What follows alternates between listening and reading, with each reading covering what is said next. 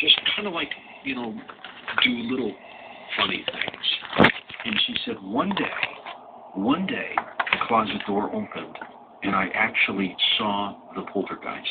It was a little girl with little pigtails, and she just walked out, came up, pushed me a little bit, pulled my hair, smiled, and went right back in the closet and disappeared. And she said it was just amazing.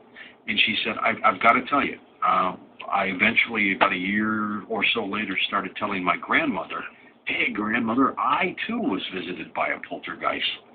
And the grandmother says, oh, yeah, describe her. And she did. Little girl, little dress, pigtails. She said, my grandmother went to her closet and pulled out some drawings that she had done over the years and pulled out the drawing of a little girl with pigtails and a little dress, and it was the same one. Now, that's a great story.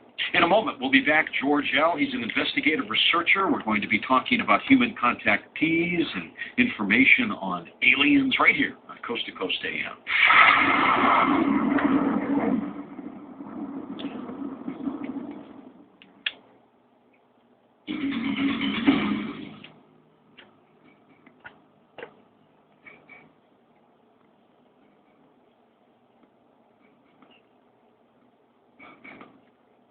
George L., he's a writer. His book's called The Alien Mind, an investigative researcher living in Davis, California. After studying U.S. history in graduate school, he traveled the world and worked as a freelance reporter and essayist, author of books on various topics. Again, the latest book is called The Alien Mind. A primer quotes human contactees and informative aliens in a very startling new exploration of thoughts and assumptions of our extraterrestrial neighbors. He's our special guest tonight. We'll open up the phone lines as usual during the last hour of the program.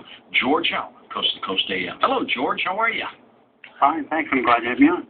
Good, likewise. Okay, George L., why no last name here, George? Well, I do other writing, and I've done some news reporting. Actually, before I started writing, I did graduate study in U.S. history. I guess you could say the underside of U.S. history. And in order to keep my different writing topics separate and not to have them sort of cross-pollinate, at present I'm writing it as George L. I imagine it's possible I'll do a print version and then maybe come up with my full name. But it's the present. So you're not hiding or anything like that? Not so much. If somebody got on Google and they typed in some of the words that I use on the first page or two, they'll come up with me anyway. So I'm relatively transparent about it. I don't mind being known. Yeah, I'm not famous or anything. My voice is here. It's no concern. You'll be very above board with us tonight, even though we don't know who you are. Oh, yeah, certainly. Okay. You sound strangely like the guy who calls the show quite a bit, named UFO Phil. Is that you? No, not me. Okay. I'm surprised someone sounds like me. I've always thought my voice was weird. No, he does. You got to hear him, George. He's strange. It sounds like What's My Line for a moment. Okay, tell me a little bit about you, George, if you would. Okay, well, so like I told you, I've done some freelance reporting, and I'm a writer also, an essayist. I have a lot of essays on the internet, and I tend to write on political topics and historically related. But my interest in aliens began in 1995. Actually, prior to that, I thought aliens were wrong, primarily because of the Einstein limit on beta-byte propagation, assuming then that it would have taken thousands of years to get here. Well, yeah, but you were thinking conventionally there, George. Yeah, in 1995.